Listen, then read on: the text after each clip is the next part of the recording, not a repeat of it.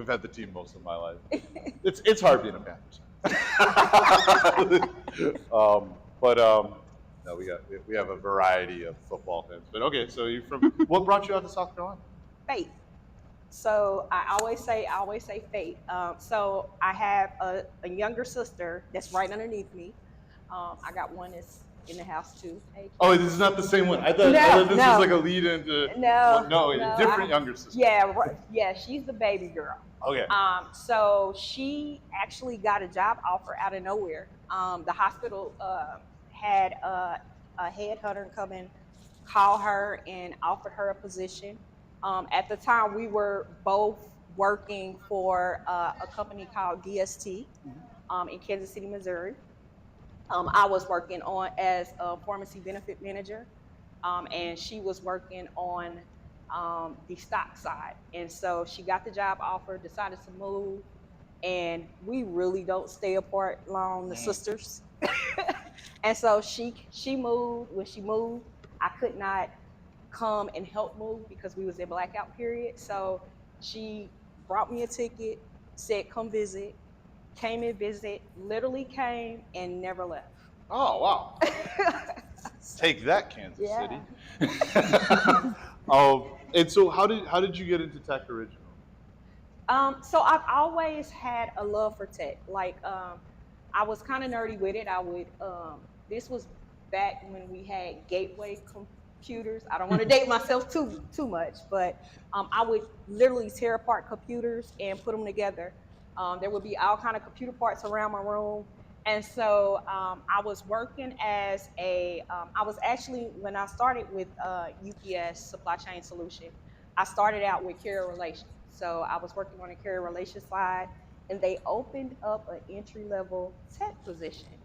And I said, I don't know about it, maybe. And some of the people in the office knew my passion for computers. They said, you should try. And so I go and I apply, and lo and behold, the last test that they gave was putting together a motherboard, right? And I'm like, I passed that with flying colors, right? Because that's what I did. So that's literally how I started my career. So you were always kind of into it. You found like a career opportunity and just ran with it. That's great. And this is the last question I usually ask, and we'll dive into your thing. What things about that are happening in tech right now? They don't necessarily have to be what you're working on, but just things in tech that you're excited about, right? That you think are great. Right now, tech is taking. So what's happening with AI is both exciting and scary, and also how AI is affecting social media, right? And what's going on with social media. Very excited to see that. I think that we are at the point of, and I'll kind of talk about it in my presentation too, a new innovative stage, right? Similar to when we started with the wheel, right? We're at a new stage, and I'm excited to see what happens. I'm also excited. Elon Musk, just what he's doing, it's exciting and scary at the same time. But seeing what he's doing from with his suite of cars, and I seen that he has like the whole underground car system that he's building. So just all these new advancements, for those of us that grew up watching the Jetsons, we're seeing it come apart, in this day and time. So it's exciting. That's to see great. that. We'll let you get right into it. All right. For those of you who are online, one last question. Yes. Are you a questions during or a question after kind of person? I am very flexible. Okay. So either way. Obviously, the audience, if you guys have a question, feel free to let Ms. Beasley know. If those of you online, I'll try and grab you on the Discord or the YouTube. If anybody has any questions, feel free to feed them to me. Give our producer just a second. He'll switch you over and give you a thumbs up whenever you're ready. All right. And I will turn my mic off. Sounds good. Are we ready? Okay. Ready. Go for it. All right. Again, I'm Chandra Beasley. I'm with the South Carolina Primary Healthcare Association. I'm going to put a disclaimer out there. Anybody, if you have worked in healthcare, You know we love acronyms. So you are going to hear a lot of acronyms. I tell you what the acronym mean, but you're going to hear a lot of them throughout my presentation. So one of the acronyms, well, first off, let me start by saying that I am, in my role, I cover all the community health centers in South Carolina. So I cover health information technology, I cover data, I cover um, patient outcomes. I am what they consider the knowledge expert. So in my role, I am a grantee, and I am a grantee of the health. Here go that acronym. Remember, I was telling you guys about that acronym. Health Research and Service Administration, and it's also called we call it BIPIC, which is the Bureau of Primary Healthcare Association too. They are who fund my grant, right? And so my grant, what is a health center control network? That is what my network is. We are a network that supports health centers in adopting and optimizing their HIT systems, improving patient outcomes, and building the capacity to respond to emerging healthcare challenges. So it is my job to make sure that I offer training and technical assistance to all the South Carolina community health centers. So what does that entail? My network is one that they can sign up for. So in the state, we currently have 23 what we call community health centers or lookalikes in the state. A lookalike is one step from becoming a community health center, right? And so out of the 23 that we have, 20 are members of my network and my grant. Our network reach covers 39 of the 46 counties in the state. And out of the 444,147 unique patients served in total by all our community health centers, my members served about 88% of that patient population. So that kind of speaks to the volume of the impact that my network has in their communities. So, yes. So I'm not from here, but like, can you explain what a community health center is? Gladly, gladly. So a community health center is a government-funded health entity, right? So what makes a community health center different from like a hospital practice is that because we're federally funded, our health centers are federally funded, they cannot turn away a patient. If a patient does not have funds, they still have to fund that patient. So because of that, we get the most vulnerable patients in the state. And this is every state. And I'm glad you asked that question because a lot of people don't know that about community health centers. And I want to say something else about community health centers. Because of that, there is a stigma sometimes when we talk about that because people think because we serve the underserved that the health centers are lower class. You go to the health centers, we have been doing integrated care in community health centers before anybody. You go to a health center, you can get your eyes checked. You can get, we have health centers that have infusion sites where you can go and get B12 vitamin infusions. We have health centers that they have dental that in the building. They have pharmacies. You don't have to go to multiple buildings. They're all in one. And so with us having to serve the community, they have what they call a sliding scale, right? A sliding scale is saying that if you are a patient and you are below the poverty line at 100 to 200%, they have to put you on a sliding scale. You can pay what you can. If you can't, because we're government funded, there are funds available for us to write those off and be able, and so that we won't go necessarily, in the hole with that. Also, when you go to a community health center, we have what they call 340B funding that goes towards patients that can't afford medications. So where you go to maybe your CVS's and things like that, and your medications may be $50, with us, we had that 340B funded, and I'm putting that shit out right now because we're having trouble right now in the federal government right now. We're fighting to keep that, right? 340B funded allows us to give patients, some of them free, some of them for like a few dollars, medications that they would not be able to get at a retail pharmacy. So I hope that answered your question. I get passionate when we talk about community health centers because of the good work that they do. And we not only, our community health centers not only serve the health needs, we were founded on the thought that social determinants of health are just as important as medical needs. And so we've been working with partners and doing things like doing food banks and offering transportation. We have health centers in the state that they have mobile units that go and pick up patients. They have, they'll have a bus line that comes right in front of the facility, and they get a bus pass to be able to go home. So what we call social determinants of health factors, transportation, education,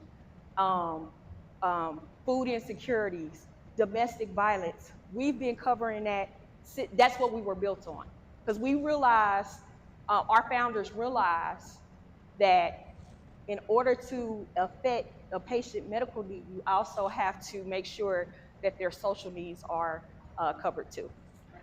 And so anybody can go there, like if they have Anybody. insurance, they have. Okay. Anybody. And if you want to know where the community health centers are here, I will definitely tell you. And I'll tell you, and I will tell you what website to go.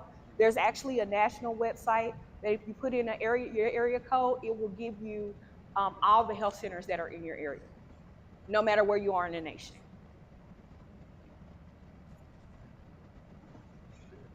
Oh, if I Is it the not switch true? on the side is switched on, I might have missed that. Thank you.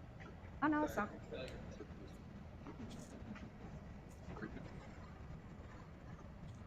It's on. It's just not.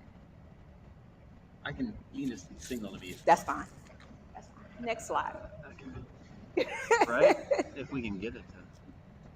My Oh, old could just be- CEO had a saying called "Blessed is the flexible." Try it again. Yeah.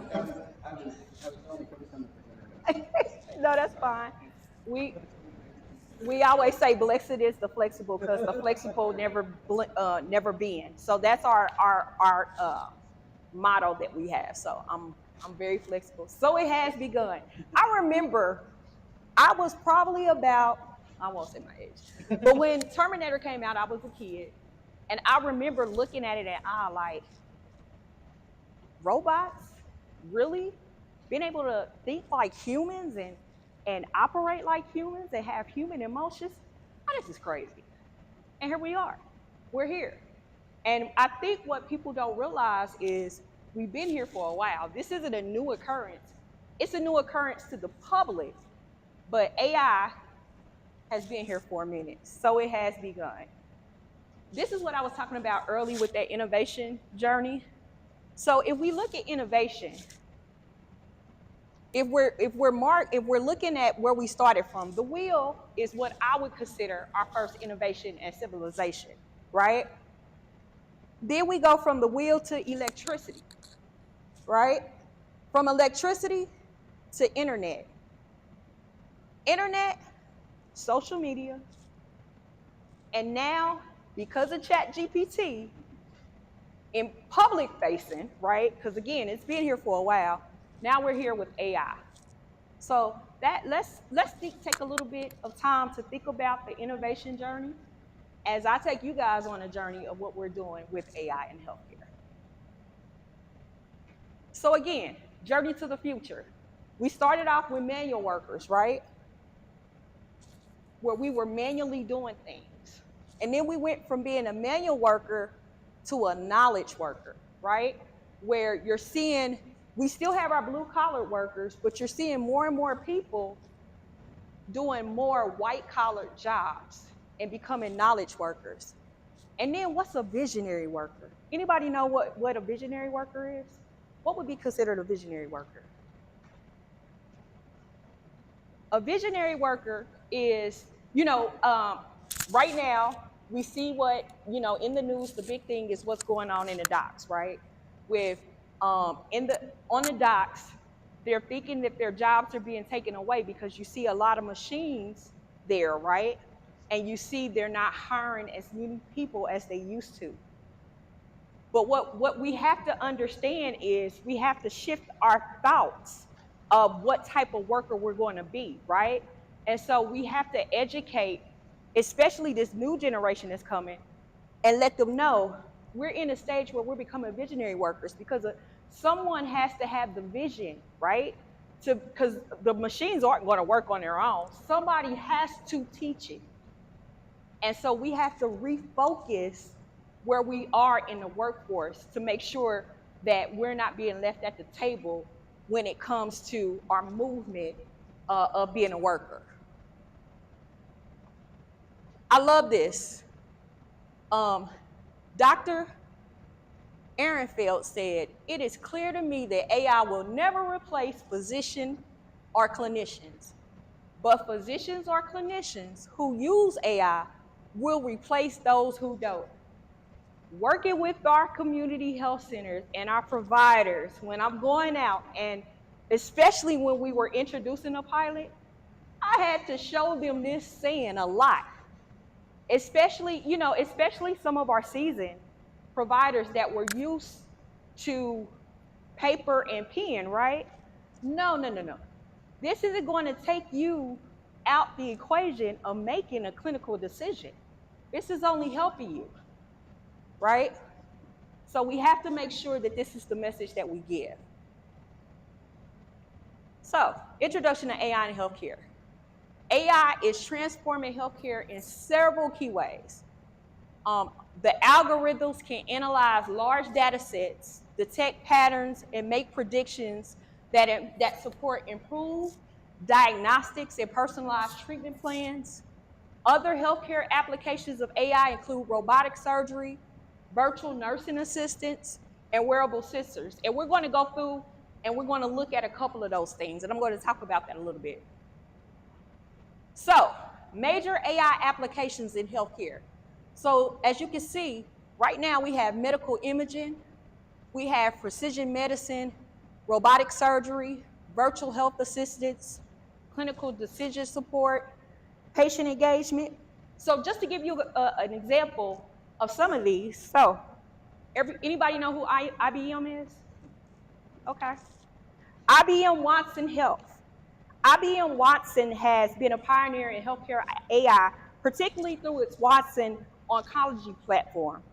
This tool helps oncologists by analyzing vast amounts of medical literature and patient data to provide evidence-based treatment recommendations, improving diagnostic accuracy and personalized care for cancer patients. Philips, how many know who Philips is? Right?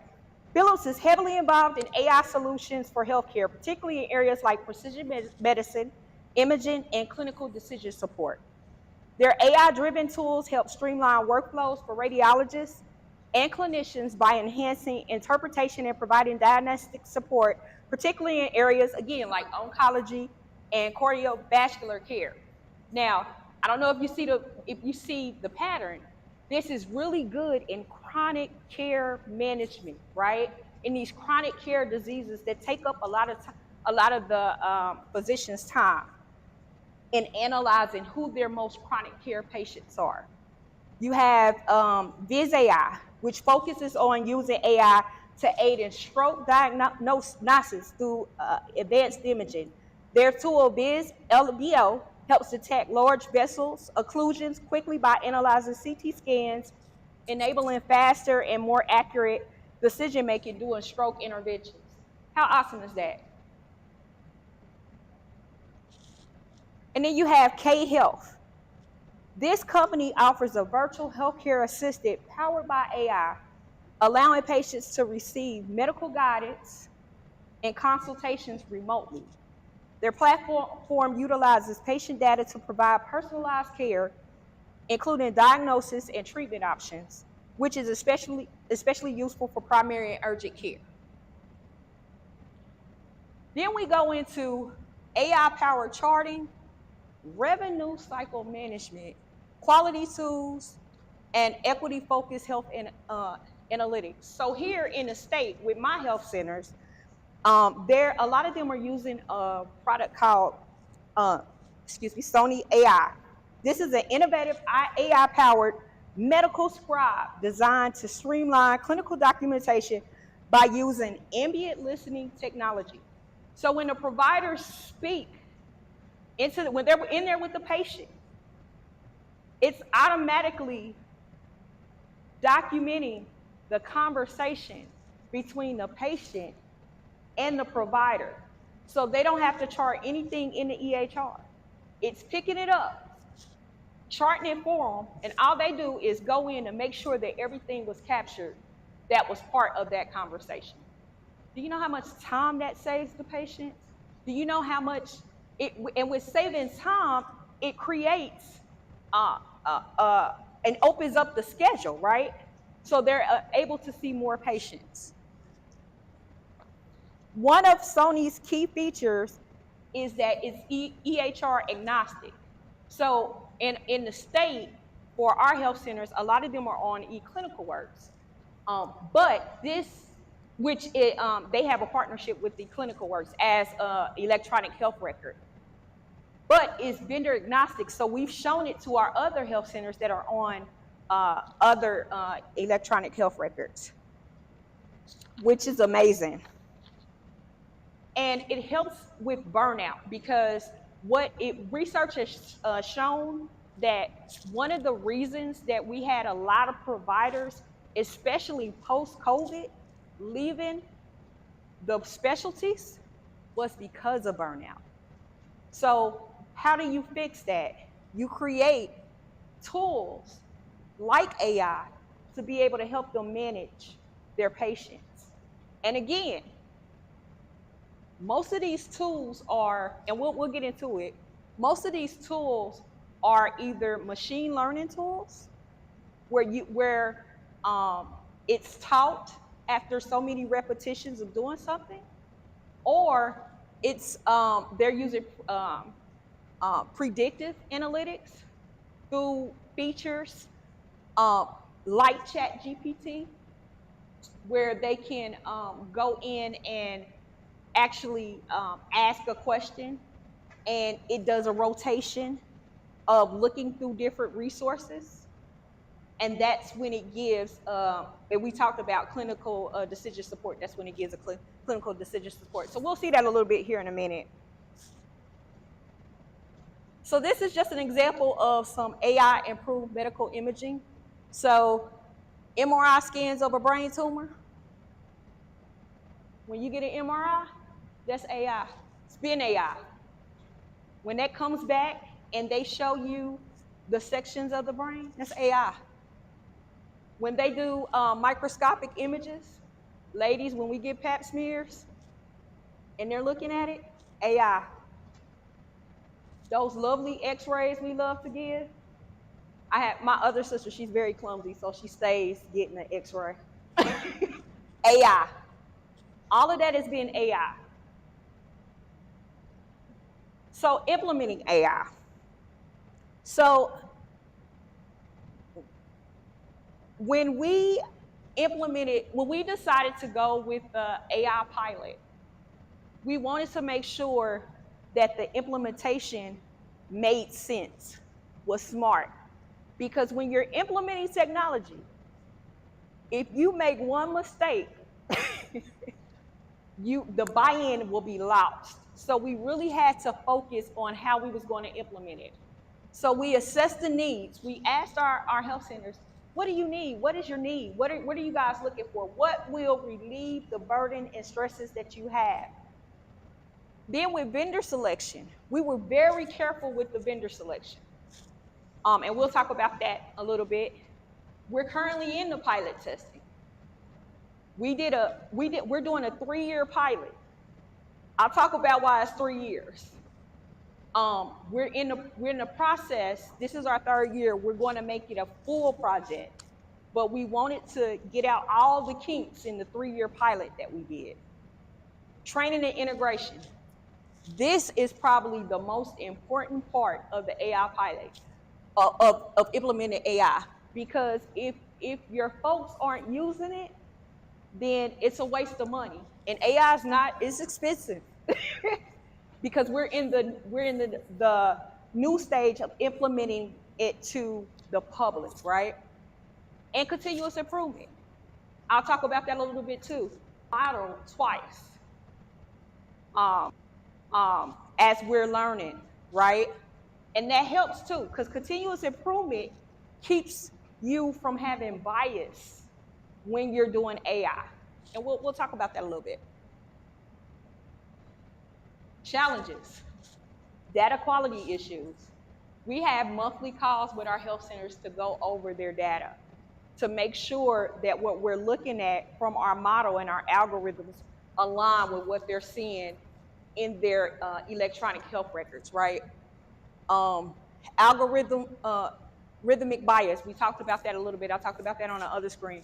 Just really looking at what's being pulled in to make sure that we catch bias on the front end and not on the tail end. And regulatory approval. Here's a question for you guys. Do we have any regulatory laws right now around AI in the country? Does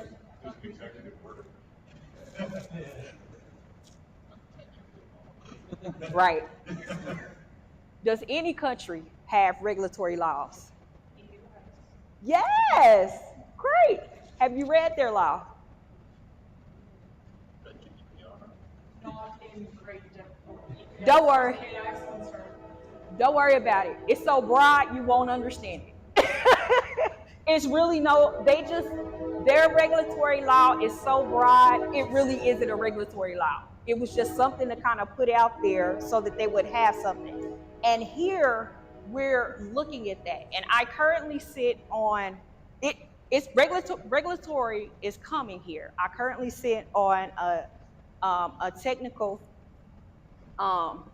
quality table that we're trying to do it for healthcare first and hope that it spread. And it's hard. It's hard making regulations around AI because people put AI in a box. And there's multiple things in AI. AI, a lot of people, when you say AI, they think ChatGPT. It's much more advanced than that. Data risk, and like I said, clinician acceptance, challenges of implementing AI.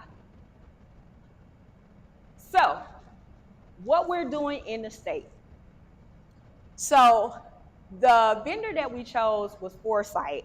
So, back in 2022, we initiated our AI analytics pilot project. The pilot involved 2 of our participating health centers, Care South Carolina and Regenesis. The way that we picked the 2 initially that we were going to go with was we wanted to pick a health center that was pretty large in size, and then we picked a health center that was starting a social determinants of health program. And I'm gonna show you why we chose the health center with the social determinants of health program a little bit later in the presentation. The project aligned with 2 of the objectives that I have from our government funder, right? Because they just don't give you money, guys. There's objectives and we have to meet milestones, right? So my grant actually has a total of 10 objectives, but 2 of the objectives is what our AI pilot fell under. The first one was social determinants of health data utilization. So the pilot aims to increase the rate at which our health centers incorporated social determinants of health data into risk identification and care planning. So again, social determinants of health are things like transportation issues, your race and ethnicity, food insecurities, anything socially that could affect your health, that's what they consider a social determinants of health factor. The goal was also to enhance care interventions by using social determinants of health data to improve health indicators, reduce risk levels, and lower cost. Because again, because we're federally funded, we lose money. We really don't make a profit because we have to serve all patients regardless of if they have the financial means or not. Then we had another objective, objective 9, another key focus. It was to increase the use of AI and geospatial analytics. Because that's a piece of AI too. We'll get into that here in a minute. The objective was to more accurately measure comprehensive risk within a community and among patients using diverse data sources, and again, social determinants of health data.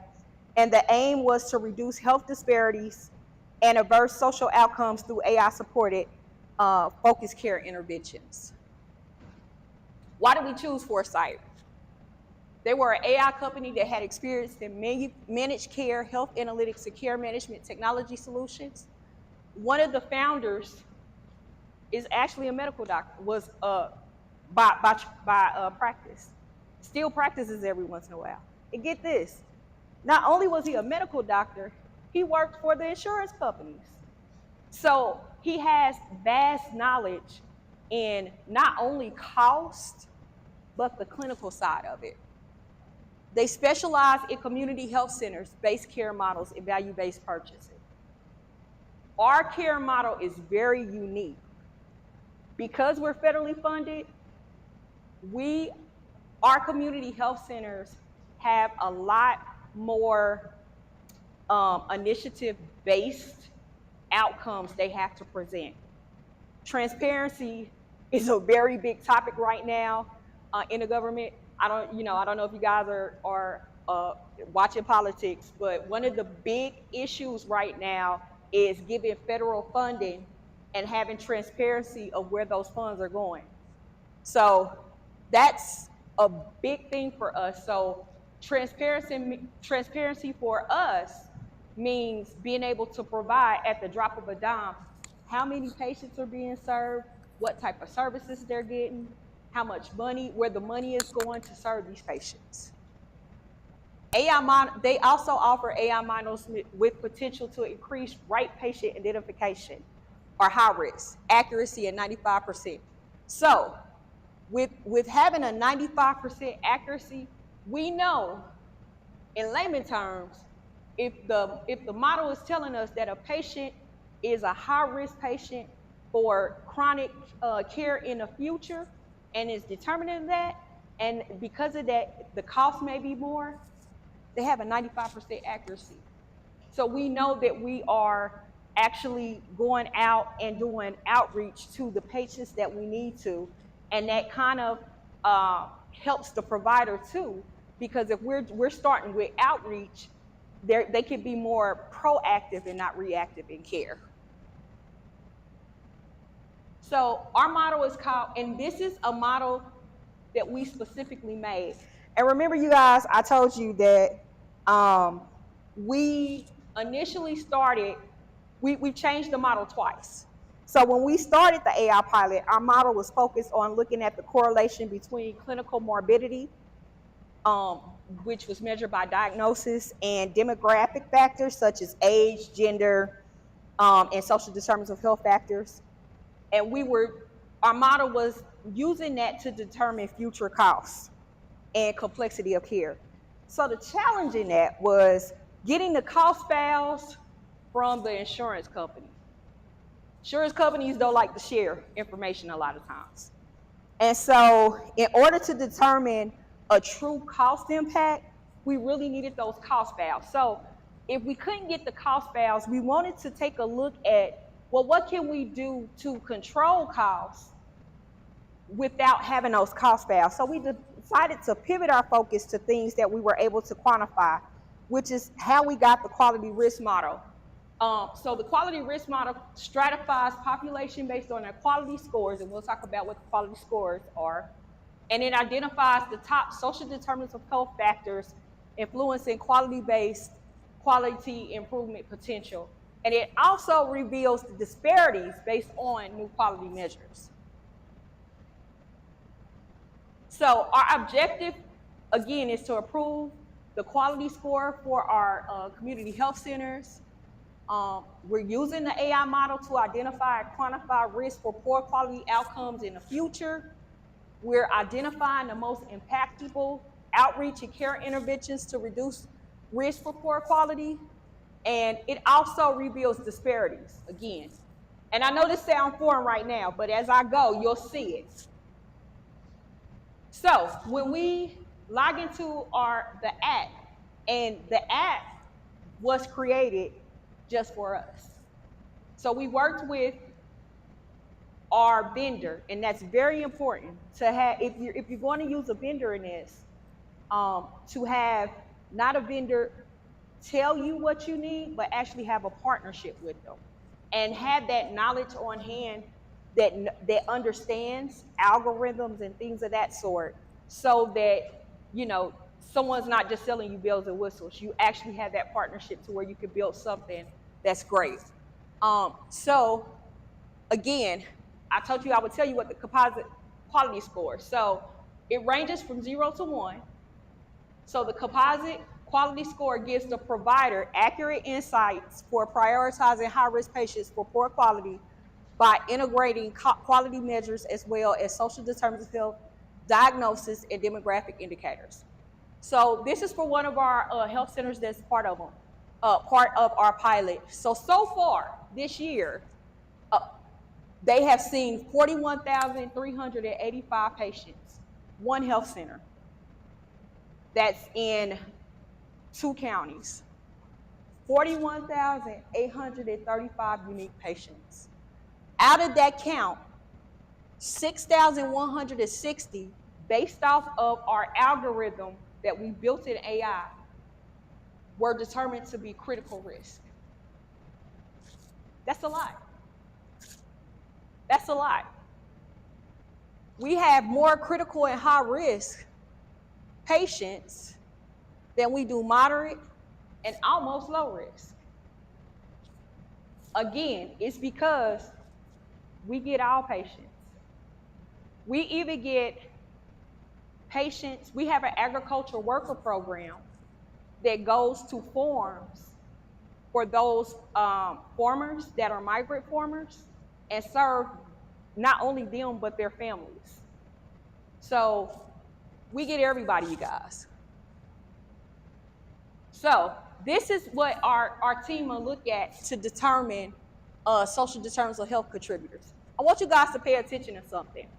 So in the electronic health records, we have what we call structured fields, right? When you pull reports really need to have structured fields for you to be able to pull them. So we have what we call a prepared survey that's specific to health centers, where when a patient come in, they'll ask you about 21 different questions. They'll ask you, what's your education level? They'll ask you, do you feel safe at home? Do you have a home? They'll ask you, have you ever been incarcerated? They'll ask you things like, do you live in your area? Do you have a place where you can get fresh food? Do you know why they ask that? Because they want to know if you live in an area that's a food desert, right? And so that is a structured field that's captured in the health record. How many of you guys would want to sit there and answer 20 questions to your provider, right? Most of the time, you just go give them whatever answer, right? That's what we find. And so because of that, we was not capturing real social determinants of health needs. You know how we captured them? Because we have what we call community health workers. The community health workers go out into the communities, and patients build relationships with the community health workers. Community health workers, the patients feel more comfortable with them, so they'll give more information. Well, guess what? A community health worker isn't a provider. a lot of times they're entry-level workers, right? And so because of that, they can't necessarily chart in the electronic health record, right? In a structure field, because they're not attached to the visit, only the provider is. And so with the provider being the only one attached to the visit, they're putting in notes. Notes are structured. They're what we call free-form text, right? And so those don't pull into reports. But AI data mines. Remember I talked about machine learning, where you teach it to pick up certain things? We have used machine learning to be able to capture those things that are in note form. So the red is structured, and where you see that green at, those are things that we're capturing that's in notes, so that we're able to determine true needs for social determinants of health. How amazing is that? And you see, when I talk about social determinants of health, I told you there are factors that can affect medical, social factors, mental health issues, literacy, housing instability. This is just one area, you guys. Look at mental health issues, right? Housing instability, unemployment, income issues, food insecurities, lack of domestic safety. And then we are able to identify interventions so we can approve those. So they started a preventative health evaluation. They have smoking cessation services, nutrition counseling, food services, appointment scheduling assistance, medical adherence services.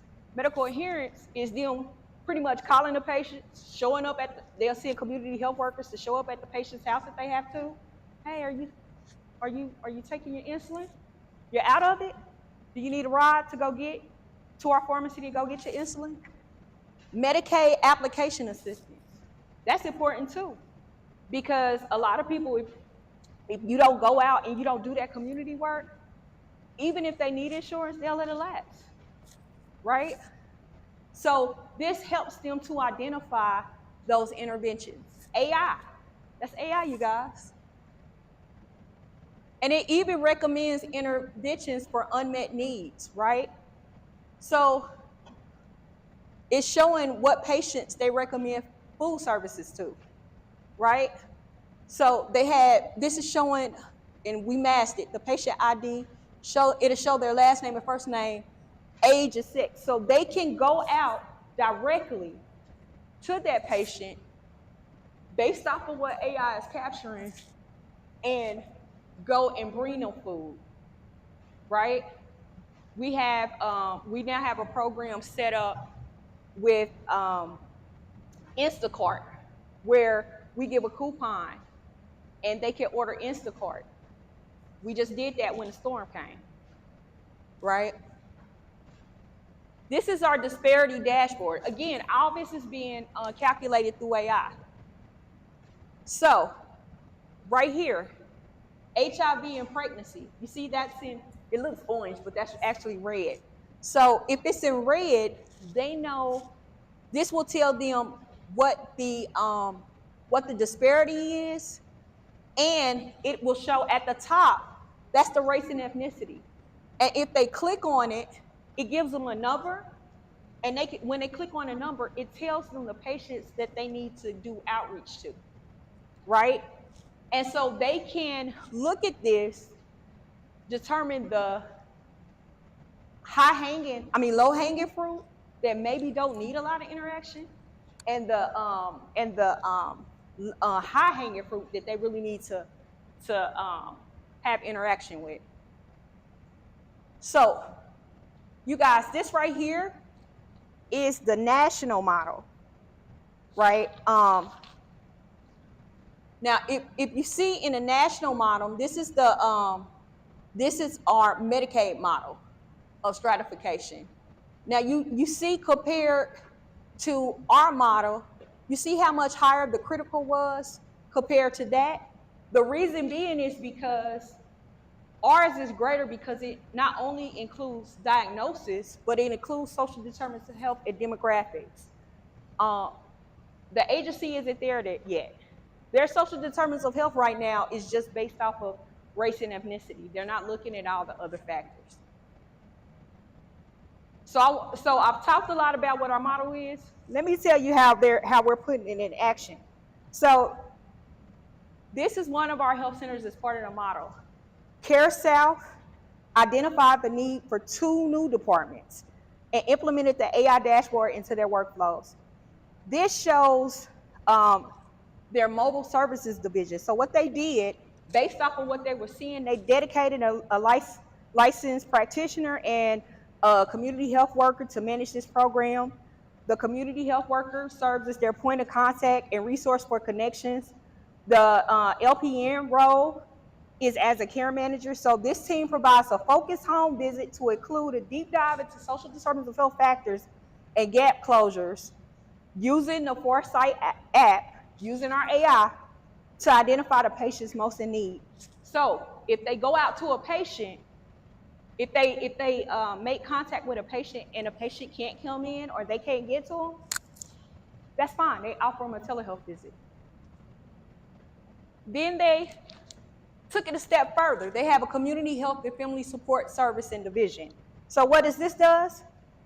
The community health workers use the app to drill down further, again, into the patient's social determinants of health data, and this allows them the ability to identify and help their most vulnerable or socially at-risk patients. So as you can see, they're doing a drive here where they're giving out school supplies. They do drives where they give out food. They do drives where they give out hygiene items based off of using AI in the app. So I want to end with our wins, challenges, and lesson learned. So wins, of course, enhanced decision making. Our model improved the accuracy and efficiency of identifying at-risk populations by analyzing disparity of social determinants of health and quality measures. Targeted interventions. It enabled our community health centers to tailor interventions more effectively, leading to better health outcomes. Challenges. Kind of talked about this earlier. Data quality and integration. Struggles with integrating a lot of data, right? And ensuring that the data quality did not impact the model's effectiveness. Because when you're dealing with AI algorithms, like I said, you got to keep really doing a check and really making sure that you are looking at the data so that you won't have bias. Stakeholders buy-in. Like I said, we're at a very unique place in the workforce where we have our baby boomers that are kind of going into succession, right? We have, then at the tail end, we have our millennials that are coming in. And so with that kind of imbalance, you have your seasoned providers that don't want this to replace them, right? And so we're having to really have honest conversations with them and really letting them see the AI model work to get buy-in. So that was definitely a challenge, is to keeping that stakeholder buy-in. And I will say, the health center that I told you guys that we chose because they were starting a social determinants of health department, they never really got started. We had to replace them with the health center that is already doing AI. Lessons learned, cross-disciplinary teams, making sure that the teams are working together, whether it's the outreach team in the health centers, the providers, pharmacists, making sure they're working together. Again, continuous monitoring and adjustment and ethical considerations. That is very important. The pilot underscored the need to address ethical issues, particularly concerning privacy and potential for bias in AI-based decisions, right? We always talk about bias when it comes to AI, but we never really talk about the privacy part, right? And so how do you manage privacy? How do you manage? First off, you make sure that from a legal standpoint, you cover. That's the most important thing.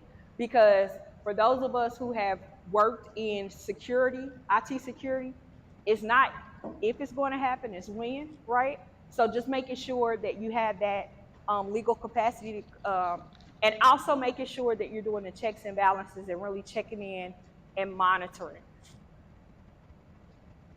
And that's all I have, folks. I hope you.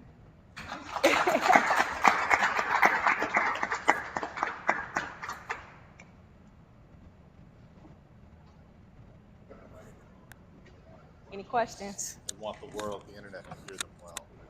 Sounds like neat project. What's next? So what's next?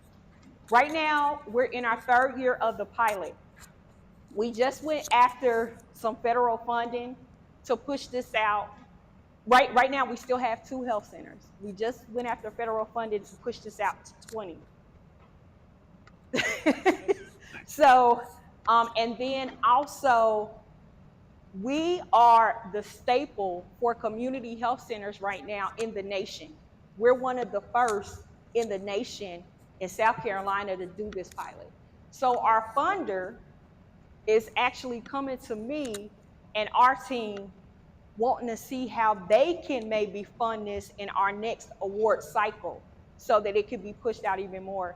And so just so you know, so with being when we're funded by the federal government, they do a site visit that's pretty much you getting, they say it's not you getting graded, but it's you getting graded, right? And so this was considered a best practice because we were one of the first in the nation. So to be a community health, from the community health center standpoint, to actually have an AI focused model and project. Yeah. So I'm grateful to be at an organization where they let me have my crazy ideas and do big things with them. And so very appreciative of that. But yes, so our next step is to move this on, and hopefully from a national level, they can use our model that we have, and they're able to either take that model for other organizations or use it at least as a test model and kind of adjust it to their needs. Any other questions? Make sure somebody's not. Oh, you've got a question while I check.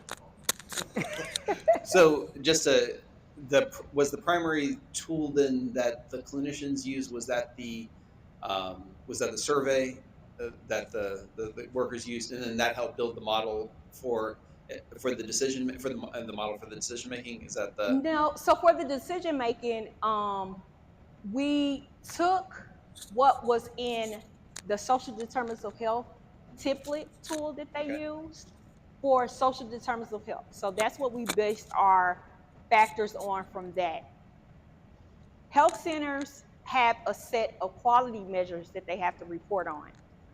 So we took those quality measures that they're reporting on, and we merged them together to create what is a valid risk score.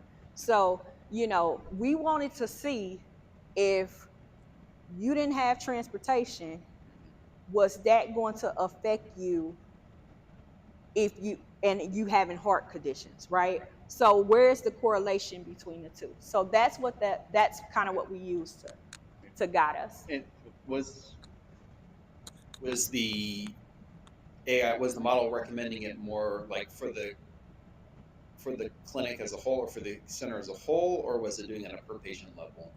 We could do both. Okay. We could do both. Yeah. And so not only does it go per patient, and I didn't show this part, but it goes down to the zip code areas. Okay. So we can really be effective. So we can tell, and that's what, when they're taking the mobile units out, that's what they're looking at. They're looking at, okay, this particular zip code, I see we don't have something must be going on, because everybody seems to have transportation issues that we're getting from that area. And we're noticing that there's a lot of diabetic patients there. So what do? We see that, we take the mobile unit out to that location. We do medical adherence where we're making sure, are you taking your insulin, right? Do you need to go refill? You want to hop in and we can take you to the pharmacy right quick and bring you back home.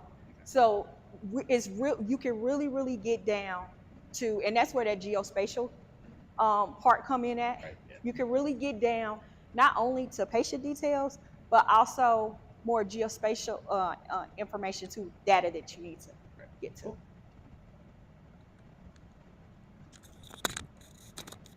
To add on to what you just said, and in your example, you mentioned there may be transportation needs in the area, a lot of diabetic patients in the area. Have you been able to measure improved outcomes after, and like outcomes over time, how they change as people are coming in and helping? Yes. So as part of our pilot, there we're looking at that with recommendations and interventions, right? So the more that it's predicting it, the more it's also looking at if they're taking the recommendations, right? How is that affecting the patients? Is their A1C coming down? Are they still reporting that they got transportation issues? Have the health centers worked with them to try to get transportation, right? If there's food insecurities, or have they set them up with resources to be able to improve those things that they're reporting, and with the recommendation, not only from, like I said, the social determinants of health standpoint, but also from the clinical standpoint. You know, or did they come in and get a screening, right? Depression screening. You know, we see that there's behavioral health issues in this area. Are they coming in? If we see that this is a highly HIV populated area, we have a Ryan White clinic in the area. We actually got one here, actually. Are they coming in? And not only are we doing reactive interventions, but are we doing proactive ones? If you see, because we also ask for sexual intentions too, right? So if we see we have an area where you're having people come in and they're saying, no, we're not using protection. Are we giving them PrEP? So we're preventing it at the front end, so they're not getting HIV. So yes, we're measuring all of that. We're looking at the recommendations that are given, if they're taking them, and then from that calculates whether we're being impactful or not. I have a question. Yes. We have a lot of community members here. We have some online. I think this is great work that you guys are doing, both on the technical side as well as for the community. Is there anything we as community members can do to help support what you guys are doing? Yes. If you don't have a clinical home, consider going to a community health center. Also, get to know about the community health centers. I will give you information Absolutely. I was going to where say you if can you be could an share that. advocate. Be an advocate for community health centers, because this is an important movement. You guys, this was actually born in Africa. We had a couple of providers in the 60s that went over to Africa and seen what was happening in Africa, where they were addressing social determinants of health and clinical issues, and how that was creating change in Africa. And so they brought it to what would be considered something similar. The Delta in Mississippi in the 60s. And please Google it, do your research. And that's where the first community health center started in the US. And now we have them in every city. California got so many community health centers, I can't even count them anymore. But please be an advocate again. If you don't have a clinical home, please consider a community health center. Again, they do amazing work there. It's great. It's integrated. You can go get your eyes checked. You can get dental work done. You can you can get, if you It's so many services. They even have chiropractics at a lot of them, you know. So please support, be an advocate, and I'll make sure to get that information out Absolutely. And I'll push it out to our friends at the swamp, put a link to the website and stuff so Great. that people can do that. On that note, like let's didn't see any questions on the internet. Chandra, this has been great. We really appreciate Thank you. giving us some time. Thank you guys for Everybody. having me. No big announcements. Next week is, I think, Mike Kelly Williams will talk to us about sustainability in coding and how we can all be more sustainable software advocates and coders. And the next week after that is Third Thursday. So there will be something here, but it won't be this. The only other thing is we want to thank George Crouch for bringing us drinks that were in the back. Appreciate that very much, George.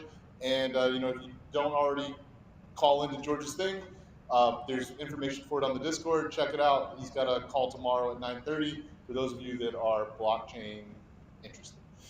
That's it. Those are our comments. We'll see you guys next week.